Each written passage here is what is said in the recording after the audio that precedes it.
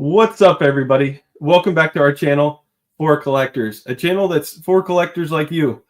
I'm Theo, and tonight, me and John are going to host this special episode. We have a very, very, very big channel announcement to make, and we also have two guests on, two guys that are in charge of the Strongsville show. They're going to talk to us about the show this year, and I just can't wait. So stick around.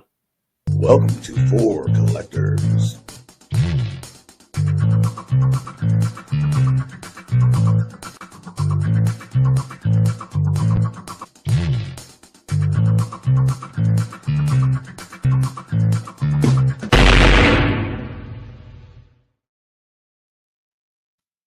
All right, John, welcome, man. It's great to be here, Theo. It's exciting news we got here. Yeah, this is the biggest channel news since Hobby Palooza, in my opinion. I think this is really exciting. I couldn't wait to shoot this video. Oh yeah, we've been tinkering and planning, and now we're finally here. Yeah. So John put together a commercial for an event that we're throwing at Strongsville, and we're so excited about it. It's going to be a great community event. John, you want to hit the commercial and then we'll talk about it? Sure. From the early days of baseball cards, Babe Ruth. people have been trading them back and forth. McCovey's off the table. We at For Collectors have been trying to carry on that tradition. I can do that. Okay. That's a deal. And now we're taking our show on the road. At the Strongsville Sports Collectors Convention, For Collectors, with support from a few of my favorite things and love of the game auctions, is hosting Vintage Trade Night at the Best Western Strongsville Ballroom on Saturday, April 12th from 6 p.m. to 10 p.m. With the help of our generous sponsors, admission is free and free pizza will be provided. Be there to join the fun.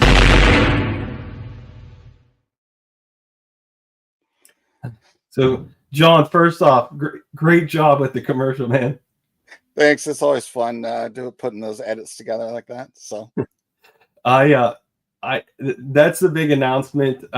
We're hosting a trade night, and I'm sure you'll see us talk about it a lot. But it's the Saturday at Strongsville after the show. We're going to be there from 6 p.m. until 10 p.m. in the ballroom that the show used to be held in. So the show recently moved across the street, I'm sure you heard, and we're actually going to be in that ballroom for trade night. John, what's your thoughts on it? it should be a great time. Obviously we said free to come in. We're going to buy a ton of pizza, so you can get your grub on with us, and we'll have all kinds of tables arranged, allow people to trade their cards and have fun, Even if you're not there to have fun, there's going to be a room full of collectors. And, what do collectors like to do with each other more than talk about their collections? So anyway, it's going to be a good time. So I really firmly feel that this could be a yearly event for us. That's the plan, that this isn't a one and done. And I also feel we always talk about getting more kids into the vintage hobby. And, we can sit here and talk and make videos and say, do this, do that. One of the biggest things kids love is trade nights.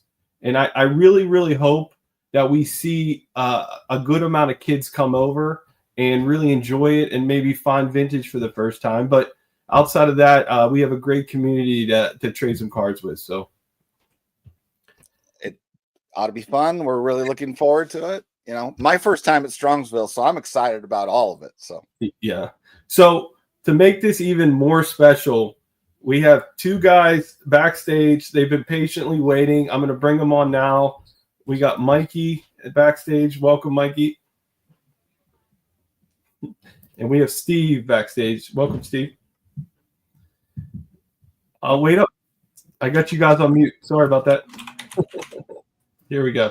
All right, let's do that again. Welcome, Steve. Welcome, Mike. Sorry about that. Great to be here. Yes. So what do you guys, first off, I reached out to the show before I even booked the room and got the show to support the event. And I didn't blindside these guys. And first off, I want to thank you guys for being supportive of this event, and what you guys' thoughts on it. Listen, I mean, I don't know how we could not say yes. I mean, love the passion. These events really are all about the passion in the community of collectors. And so with what you were trying to do, it seems like a great way to roll it. And without going too far into an answer, we're thrilled. We think it's a great addition, and I think it's gonna crush on a lot of levels. So I'm excited to talk more about it and to make it happen. Thank you. All right. John, why don't you kick it off with asking some of these guys the questions? All right. Yeah. Starting, I guess, with Mikey. Could you introduce yourself, what you specifically do related to the show, how long you've been working with the Strongsville show? Yeah, so Mikey Singer, great to be here. Great to look at John and Theo's collection. As we said, coming on here, no one likes talking collectors with other collectors, or as much as collectors do. And what we do with the show is we help organize the event and make sure that the logistics run smoothly. All the clients are getting through the doors, and everyone's having a great time at the show, both attendees and collectors themselves. Awesome. How long have you guys been a part of the show? It's 4 years now. Yeah, so this will be our fourth year, and just by way of background, so Mikey and I work on the expos in Toronto and in Canada, and we've worked together now for, I don't even know, 6 or 7 years. 2017. Yeah. So I run the Sport Card Expo in Toronto, which many of your collectors may know of. After the National, it's the next biggest event in the hobby, and we've been expanding that. And a few years ago, we were like, I'm going to be answering questions you haven't asked yet, but it's kind of all melded together. But the Strongsville show has been around a long time. It's a very long time. It's been through a couple of ownership changes, and the reason that we got involved is that the good folks from Leland's, who we know well and have worked with in a number of capacities, took over a number of years back, just before COVID, when the previous owner had passed, and then through COVID, Josh Leland's ended up passing away as well. And so the Leland's team was still committed to running the show, but didn't have any show experience. So they reached out to us, and I said, yeah, we'd love to be involved. But I hadn't been to the show either, and so it was a natural progression for us to want to do it.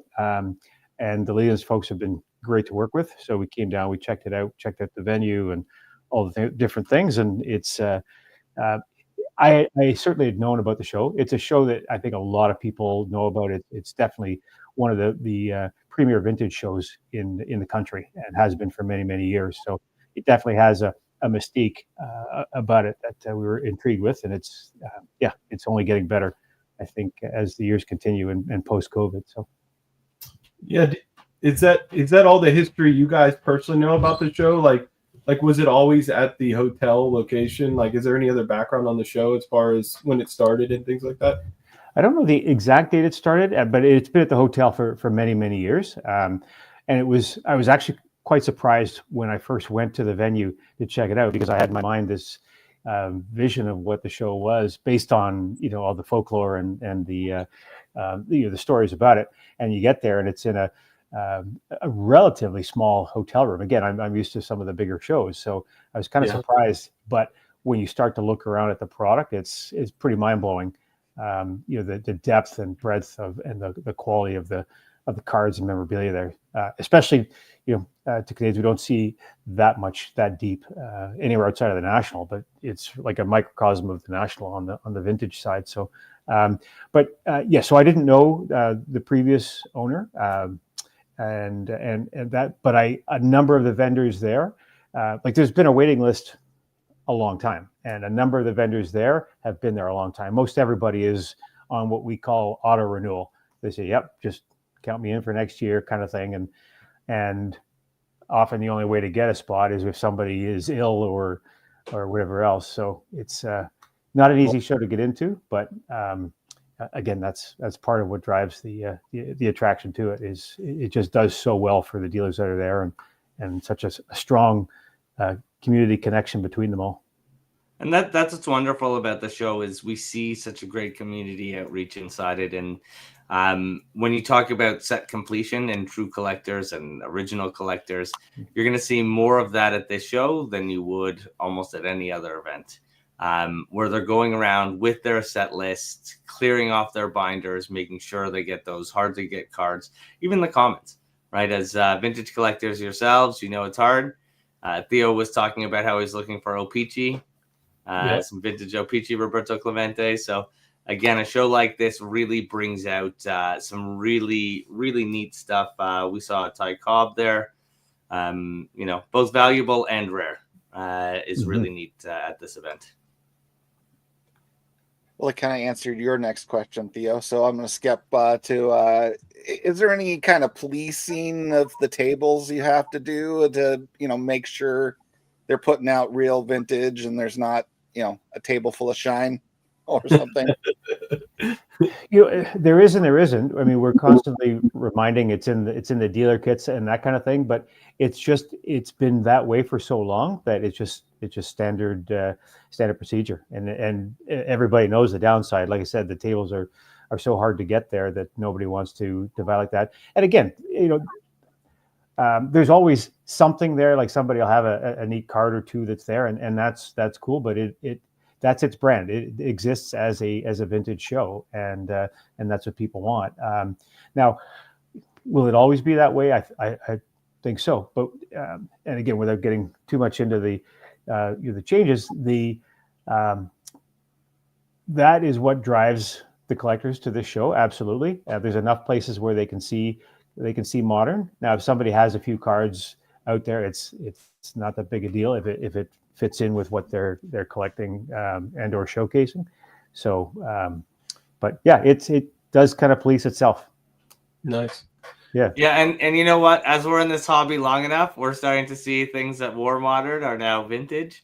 So some of the cards I collected in the 80s are now 40 years old, and I'm like, whew, whoa, feeling that age there. So those are really not vintage. Those are from my childhood. That means they're not vintage. That's exactly it. You know what? When do we officially call them vintage? Right, in 50 years. So it's funny to see that transition, and seeing more of I see a lot more of the 80s cards inside there. A lot of 86 Fleer, things like that. So those are, I know it's sad to say, John, because those are from my childhood as well. I just turned 46 a day ago, so I feel the pain. I get it, but it's just funny to see that transition. But it is, and as long as the new stuff at the exactly show, right? That's George rookies are the new things. Yeah, I mean, that is an interesting point, though, guys, because I think a lot of guys on YouTube. Vintage stops at 1980. It's the vintage era, right? But when you collect a car or you collect something else that's like 20 years or older, and there's some debate right now going on in the community because 90s cards are actually getting close now. Yep. So I guess my question to you guys, and would it be your decision when 90s cards are 25 years old? Will you guys stop somebody from showing 90s cards, or like are you guys gonna keep a certain gap? I guess has that even been talked about? Not at that granular a level, but my answer would be that I think we'd let kind of the community of dealers sort of decide what fits and what doesn't. I think it's interesting. 86 versus 80, when you look at it that way, I think you'd have a hard time in having anybody say that there shouldn't be 86 Fleer there, for example. Yeah. It's one of those things that I think collectors will endlessly debate, and I think that's a good thing. Yeah. Yeah, we'll be like, get that 84 star Jordan out of here. It's way too modern. Get it. So, and again, that what Steve said there is the community decides, right? As things move along, as the community grows and as it ages, more things will be deemed vintage, just by the hobby in and of itself. Cool. So last year was your first year, I believe, across the street at the Ice Arena. Right. When I say across the street, you go through the parking lot of the hotel and it's right next door. Yeah. And it was my first Strongsville show. the best card show I went to all year. I'll start off with that. But what you guys think about the new location? What were your takeaways from being at the new location last year? Well, personally, so you never saw it in the hotel, and so I look at shows from a different perspective than a collector. I look at it from, a lot of the practical things about how easy it is to move in, what's the lighting like, what's the what are washrooms like, what's security like, and that's a bigger and bigger deal all the time, and a lot of it is just space and everything else. I literally in the hotel ballroom, which was great. It had a really neat vibe, but everything was so cramped. It was not a lot of room. The lighting was inconsistent, and they've been since Remedy, but there were a lot of doors everywhere and so on that could potentially have been a security disaster and so on. And the lighting is not great. You're literally walking in and you're in the lobby. And I think the first show we did, it was freezing cold. The doors were getting stuck open, and the lobby was freezing and stuff. So I was definitely looking for something that had more of all the things that I didn't like about the ballroom for the show, and also with potential to grow, make the show better, but just to have that. And it's not even moving. Like, to your point, it's across the parking lot. Yeah. So it's close enough. It's close enough that you could spit on it from the old location. And the beauty thing is again, it's nothing against the Best Western. They're great. They're still great hosts. It's obviously going to be a beautiful place for you guys to do the trade night, which I'm sure will go off amazingly in there, because it is a great room to host the collectors. But as Steve said, the growth was what was in mind when the show moved. And it has grown. The show, since every year that I think we've been a part of it, the show continues to grow, and more collectors. There needs to be room. We have people bringing in collections. Again, because of the nature of the show, you have some really cool stuff showing up at the door. And some of those things are on dollies and need to be moved. We could hardly even get the big enough safes into the hotel room just because of access, and pulling a 2,000-pound safe across a carpet is not an easy task. I can tell you that. But it was interesting. So when we first got there, we looked at the venue and said, "Oh crap! There's this beautiful facility right here. Should investigate it." So what we actually did 2 years ago was we ran a special evening event there with the cardiac kids.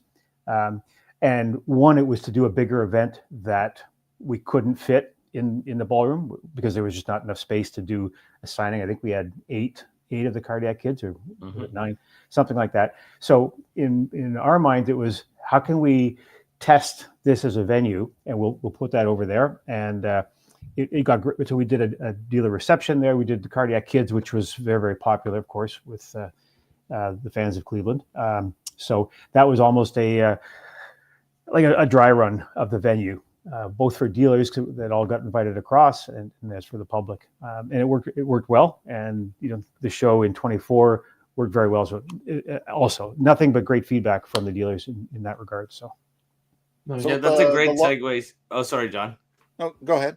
I was just going to say that's a great segue to talk about, one of the ways that Steve has helped grow the show with the Leland's team and the management team and the ownership team that's running now is bringing in high profile guests. So we talked about this a little bit before we went on. Lawrence Taylor, Ricky Henderson.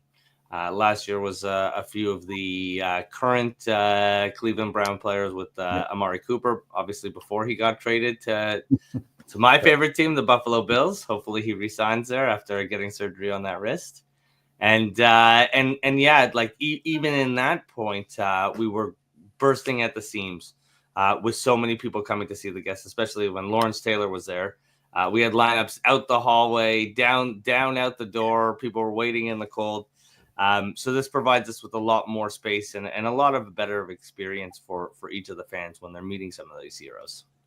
Yeah, can I ask real quick before John asks a question about the autographs? So I guess, do you guys can you repeat who you guys have for this year, or are you guys still working on some stuff? And then secondly, how do the autographs work for this show? Like, if somebody wants an autograph, do you just show up to the show and you buy a ticket there and get in line? Like, just so somebody would know also.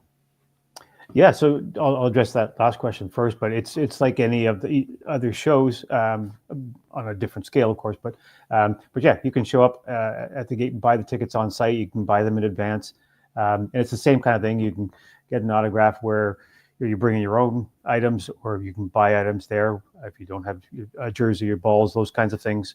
There are usually photos that you can take with the guests as well. So it's the great thing about it is it's a pretty personal environment compared to some of the bigger shows, despite guests on an equivalent level. It's far more. Yeah, I don't know how better to phrase it, but I mean, it's far more intimate. It's far more intimate than if you were at the national and there's 8 other things going on and it's a rush. Yeah. We have the opportunity to allow it to be more intimate, more personal with each of the guests. It really creates some great experiences and some awesome memories. Yeah, the guests, I mean, are very relaxed, and they're not, they don't feel like they're being rushed, and they really seem to take a lot more time than I see them in any other setting, and yet we're getting like A+ guest list. So it's been a great part of it, and it's still consistent with the vintage piece, but it also, which I don't think anybody complains about, having some of the current people. I mean, everyone who's a fan historically is also still a fan of current ball, and so you like to see that. So you guys better get Steelers at the space here. Come on, we don't want to just see Browns over there. Well, working on it. We got a good mix. We've got a few of each. Happy to, and you talking. We haven't announced the guests yet, but happy to share some here that you guys can say you got the scoop on some of those things. You go ahead. You guys go for that. Yeah, I mean, it was actually Mike, because Mikey doesn't even know. He was asking me 20 minutes ago when we spoke, and we had talked with the Leland's folks just to make sure it didn't get too far ahead of the timing and stuff. But yeah, so let's see, where should we start? Pick a sport. What do you want to? Let's go with baseball. Baseball. All right. So Big Christmas. Big Christmas is going to be there. He's and I don't know if I'll pronounce his name right. Johansi Noel, current Guardian, and yeah, he's very popular within the Cleveland market, and looks to be, what would you say, Mike? He's kind of a little bit of a Vladdy Jr. looking guy, and I love the name Big Christmas. Yeah, it's perfect. So he's going to be there on. Let's see with another current guy. We've got David Njoku, so from the Browns there. So a couple of credit, and I would say, who was it? Yeah, the Browns have typically been the most popular guests in the past, but let's see. Let's go a little further afield. We've got Njoku. I'm excited about as a football fanatic. I love the fact that I'm going to get to, and they're huge. Like one of the things you'll notice in real life, in Njoku, who's I think like 6'9", like not 6'9", but 6'6", 6'7". Oh yeah, he's a big tight end. He had He's a big boy. He moves too. He moves. Yeah. He did. Yeah, they're all big compared to me. But so we've also got, if you're a college fan, you got to like the Troy Smith choice, former Buckeye and Heisman winner. Yeah. So he'll be a big hit. Warren Moon. Oh wow! Yeah, Hall of Famer Warren Moon. Also played in Canada. So we kind of check both boxes for that one. Warren Moon and a couple of big basketball names. Mark Price. Wow! You didn't know that. Yeah, Mark Price. But get this one too: Mark Price and Adrian Dantley. Oh, that'll be awesome. Yeah. Adrian does not do a lot of signings, and so those will be great. And I've got another basketball name, but maybe I'll hold that one off a few minutes and see if you can drag it out of me. But I'll put a hint out there. It speaks to our earlier conversation around what is the definition of vintage. So it's in that ilk. Maybe an 80s player. Thank you. I appreciate you sharing some of that. A channel exclusive there. I appreciate that. Yeah. No, not at all. At all. Joe, So, what do you do next yeah, question? we're excited. I think that's a great Okay. part of it because, to your point, the collectors like it, but also it drives good fan interest as well. And Yeah. and don't we all in the hobby want to just migrate fans to becoming collectors, right? Like that's kind of what I hear all the time from the card manufacturers and that sort of thing. So this supports that. Absolutely. Crossover. Yeah. John, what was the next question we had? Well, I do want to step in to say, though, Mark Price, I feel, is a huge Hall of Fame snub that if it wasn't for that Chicago guy, probably would have more fame. So, Agreed. He had the unfortunate job of playing in Cleveland during just the best part of Michael Jordan's career. exactly. Right. You just see, and he's also like mostly, you can see him in the background, like just being like his soul being crushed as Jordan jumps across in Game 7. And he was Like- the 50, 40, 90 guy before that was A recognized thing. as a big thing. He was Right. awesome. He was awesome. Also, the fact that he looks like a farm boy, like a real, like he really doesn't look the part of a basketball player, Mark Price. I can't wait to see him. When he looks He's like even that. less unassuming looking than Stockton. Oh my God, yeah, and that's saying something, right? Like that. Yeah. That That's is super. saying something, especially for basketball. So, yeah, I'm excited to see him. I think he'll be great, and obviously like a hero of Cleveland for years and years and years. All right, so back to my question. With the larger space, have you been able to accept every vendor that wants to do it, or do you still end up with a waiting list? No, it's interesting, and I'm sure there's a bunch of analogies for this. But in my head, I thought, wow, we've got almost twice the size of the space. But what we also did at the same time was we increased the booth size for each. Like literally, a table space was 6 by 6 in the hotel, and that's tight. Literally, it's a table and a chair, and as you know, I mean, a lot of these collectors are not skinny guys, and so with a couple of boxes and showcases and stuff, it wasn't a lot of room. So that was part of it. Was wanting to make the show look a bit more professional. So we have grown in that regard, but we have not. We still have a waiting list. So, and that's also not a bad thing. I think it also just speaks to growth in the hobby. I think it speaks to the ongoing reputation of the show in the space. So, but yeah. And they have told us that we're not likely to get both rinks right now. It's a double rink facility, and they said there's maybe only 2 weekends a year when both rinks could be down. But anything's possible, I suppose. Just won't be in the next couple of years. That would have been really cool. Yeah, I was thinking about that because I know the other rink was open, and a few guys went over there and ice skated during the show, which was kind of funny. Yeah. Well, we'll have to get some hockey guests, and then we could have a very take shots on a goalie or stop a slap shot from whoever we end up taking. So my next question is there anything new outside of maybe the guests you shared with us? Is there anything new this year that you guys are adding to the show, whether it be, I don't know, an auction or vendors or anything? Is there anything new this year that you said we want to change this year or add this year? Not specifically. And Mike, if you think there's anything, it's more continuing to refine it. The neat thing about having the vendors that we do is there's always new vintage product. I mean, as you know, these guys are buying and selling throughout the year, so everything is brand new old stuff, if you will. And we have, I think 6 auction companies on site. Yep. And so they're always bringing in amazing consignment items and stuff to showcase as well.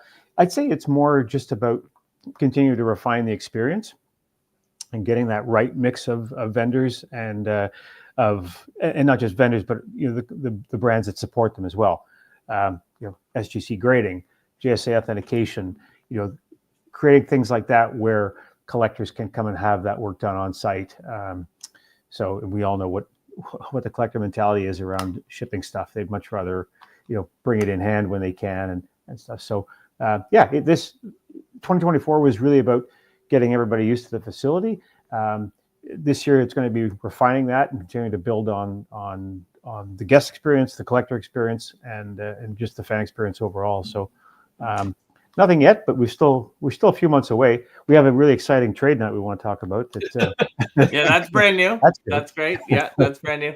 But Steve's literally, right. it's that kind of thing that makes a big difference. That's why we're so excited about it. I mean, it's one of the biggest features at the Toronto shows and a lot of the others. So, Awesome. Perfect timing. Yeah, and I think Steve brings up a great point. There's always new stuff. So the exhibitors are always bringing in amazing cards to look at. One note of myself I have learned is don't leave the show with something you really want and expect it to be there the next year. It's usually not there, and then you're sad when you're on site, or it's more expensive. So I have made the rule to myself: if I really love something, I'm leaving there with it. That's one thing. But there's what I love about this show too is you can still find Raw, and what's great about SGC being on site is I'll often buy like 5 or 6 cards that I really love Raw, and then go and submit them right there on the site. And within an hour, I'm done, and they're off to SGC for grading, and they're back in my house within a couple weeks. Yeah, and then it's tuxedo time, baby. I was going to mention that, like you see, John loves SGC. I love SGC. I got a Bazooka Clemente last year at the show and submitted it on site. I actually did the same thing you said. Is I passed up another card of Bazooka Clemente, and I came back for it an hour later, and it was gone, and I was kicking myself. So I agree with what you said on. If the price is right and it's a card you've been looking for, don't walk away. That's it, and that's it's a mistake I won't make again. I will promise you that. It was a Nolan Ryan second year that I really like. I broke my heart, and I was looking for it next year. And the vendors, it's great too. Coming back year to year, you start to learn the vendors, start to build a rapport, start to want to make deals with them. So again, that community aspect is always there at the show. And a show this size with this long running, you're going to see familiar faces. Like even if you haven't been back in 10 years, I promise you come back, you'll see familiar faces. Yeah, and you'll probably even see more Opeachy and stuff too, because I mean there've been Canadian vendors there for a while, but over the last couple of years, we've brought in a few select other ones as well that that have some of that rare Opeachy baseball and hockey, of course. But I'm always amazed at the stuff that you do see there. I mean, I've seen a lot of CFL stuff there, which I wouldn't expect. But yeah, I'm not a collector in the sense that you guys are, but I love looking at all the vintage and historical, not just cards, but memorabilia. Like it's crazy the stuff that's there. Really fascinating. Yeah, it is. The Cy Young card, like I keep going back to it. That was super cool. I've never seen one in person. Yeah. Like that's the thing. Like seeing things in person and like obviously not holding it per se, but getting close to the glass on the showcase and being like, oh yeah, this is great. So that kind of stuff. It's really great to be a looky loo at the show, as well as like find stuff that you really love. So bring cash. That's one big suggestion I have for you. There's obviously ATMs there, but bring cash. Right, if you want to make a deal with someone, it's always a lot easier than being like, "Oh, I'll just send you on PayPal or something." They love cash, so come with cash to make your deals. Yeah, cash in the vintage world it's very important. John, did you have a follow-up question to ask? Well, I was kind of wondering. One of the things that really struck me going to my first national this year is seeing a handful of tables where they were just sparsely populated with anything even on them, like to the point where you could have consolidated all their stuff to fit on one of their tables of their booth. And I'm just wondering, running shows, do you actually do like an auditing of the quality of your vendors in order to keep their tables and booths? Yeah, I mean, 100%. It's tough on a scale as big as the national, and it's part of the things that the new team has been really focused on fixing as well, is some of the booth sharing or potentially bigger problems. But so it's not easy. It's not easy to do. The great thing about Strongsville, one of the great things is the fact that it's it's still a manageable size means it's a whole lot easier to do. The fact that the waiting list is strong means that everybody knows that they're, one mistake away from, from being out. And it's not about being arrogant or anything like that as a show promoter. It's more about just wanting to be true to it. And there are a lot of people that and 99.9% of the dealers take it very, very seriously. And I think even occasionally you have an issue, it's more, a momentary lapse than anything else. But that would be pretty low on the list of problems at the Strongsville show. I'll be honest. Yeah. There's not a bare spot in the like the bare table in the space. And like I said, that part's easy, quite honestly. Yeah, and look, I think you have to think of it like this: is at the end of the day, there's many reasons why some of those tables might be bare. They may have sold out.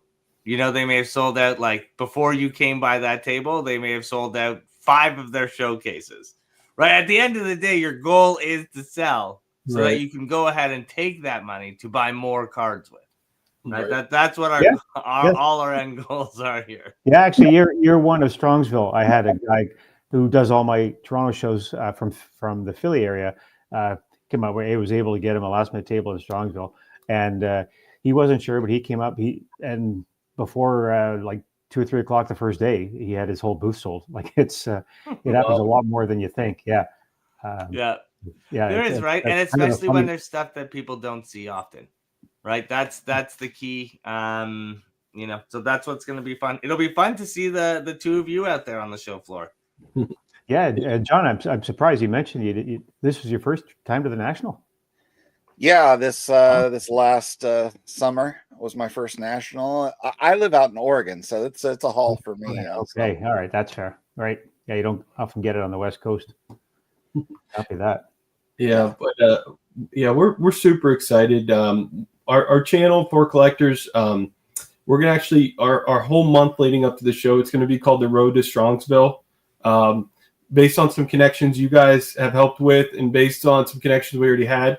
We're gonna have dealers on leading up to Strongsville that are gonna be at the show, show some people some inventory ahead of time, and just ask them some questions about what the market's looking like right now and things like that. And that's probably what I would end with asking you guys. You guys are a great person to have an ear to what's going on in the hobby and being, I think you said you run 6 or 7 shows a year. What do you guys think what do you guys think about the hobby right now as a whole? Are we in a healthy spot right now? Are we gaining momentum? Where do you guys feel like we're at right now?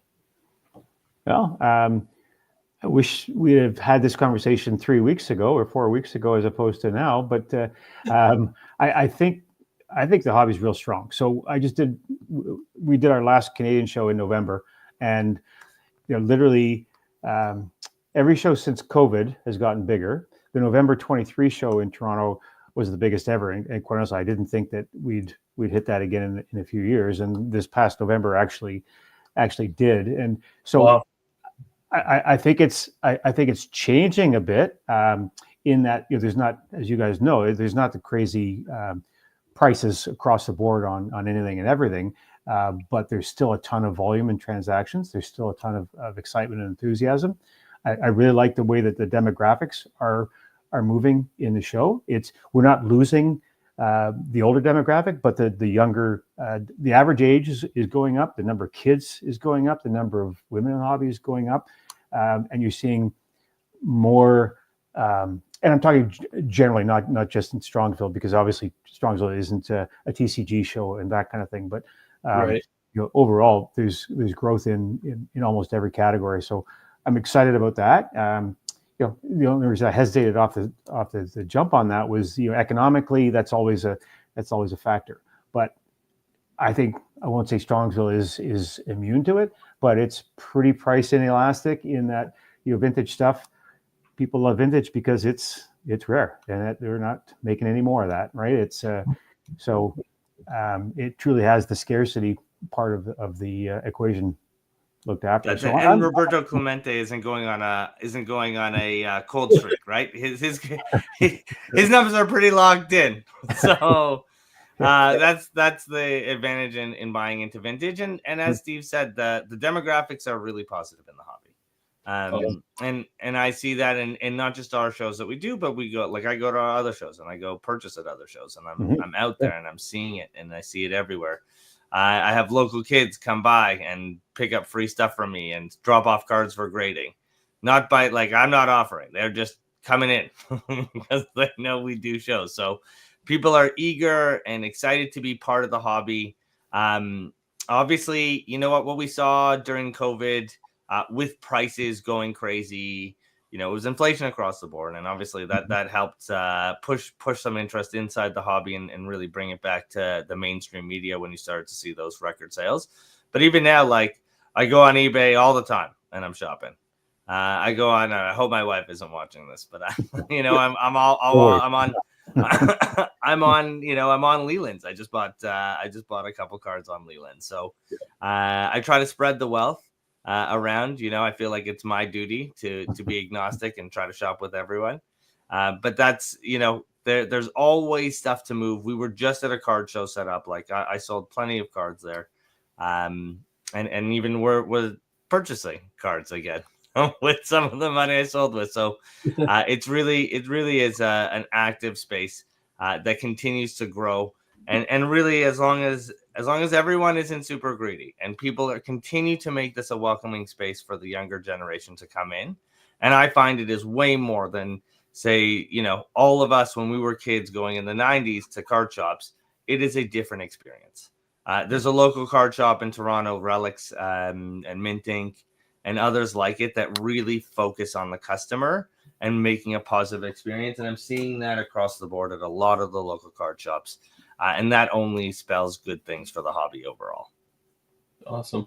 Yeah. All right. I got a quick bonus question. I know, Steve, you don't collect cards, but Mikey, since you're on here and this is a channel about collectors, what are a few of the items in your own collection that you're most excited to own? And is there one particular, big target that you're excited to try to add? Well, so one of the things I've been collecting lately, it's funny you say that. Actually, and as a collector, I obviously just have stuff right beside me that I'm willing to show. So I've been working through a lot of these. So I don't know if you can see, that's a Jerry West auto. So Upper Deck came out with these in the 90s. Nice. And they're all like the Reggie that was the original. The Reggie Jackson and Nolan Ryan that were the original, which are the two I don't own yet because they are very expensive. But again, awesome. Hank Aaron, and really, like, that Joe Montana was a really good one. Brett Hall. So I've been collecting all of these. And I'll be looking for more. Like, I try to get sets that are attainable. I'm not saying these are cheap, but they're definitely cheaper than some of even the modern cards now. Oh yeah. This is the one that kicked this all off, the Wayne Gretzky. Wow. Yeah. Good one. But I'm looking for the last two, last two or three in that sort of series, and those are really cool. Like, I opened a ton of Upper Deck, and I never sniffed one of those. No. So those were impossible pulls. Yeah, so having adult money allows me to go out and make a purchase and then hide the mail when it comes in a very adult-like way for my wife and run downstairs into my office. I had a funny story from tonight. I was getting some marketing materials ready, and I wanted a picture of a BGS Black Label slab. So I had a picture of a McDavid auto patch, and it's listed on eBay for $100,000. My wife came by and said, "Are we buying that?" Not unless you know something I do, but no. That's great. And then a last cool piece that I have just behind me. So this is a Pascal Siakam game used jersey. One of the clients at the Sport Card Expo, I actually have a couple of game used pieces behind me, but I'm a Raptor fanatic. MLSE is at the show. And this piece I picked up last year, and I have a couple game used glove. I have an Austin Matthews. I always forget that it's inverted. An Austin Matthews gloves on the right-hand side of my screen, and then William Nylander just beside it. Wow. That's cool. And then my dad's vintage bar mitzvah picture behind me as well. If That's anyone great. Not for sale though. Not for sale. Not for sale. Priceless. Absolutely priceless. Wow, that is cool. I think we covered all the ground that we asked you guys about, and we wanted to hear from you guys about. John, am I good to wrap up, or did you have something else to ask before I do it? I think we are good to go. Thank you very much, both of you guys. It's been a pleasure having you. Yeah, Likewise, really good to connect, and really excited for the trade night, and we want to work with you to get it rolling. We're going to reach out to you guys, and we'll come up with some ticket prizes, or maybe even a couple of meet and greets and stuff that you can give away to your listeners over the road. That'd be awesome. So, yeah, we'll come up with something that nice. helps. Yeah, We got to Awesome. top the free pizza you're offering. Yeah. Free admission and free pizza. We're gonna have to up the game. It's gonna be packed in there. So I'm excited to hang out with both of you as well. It's always great to see people online, but even better to meet in person. Absolutely. Absolutely. Well, thank you guys, and like you said, we'll be in communication. Obviously on the channel. This isn't the last time we'll be talking about it. We'll have some more details. Like Mikey's saying, it could only get better. We could have door prizes. If anybody out there watches our channel and wants to be involved, reach out to us. But thank you guys. Thanks everybody for watching. Everybody have a great one. Thanks, guys.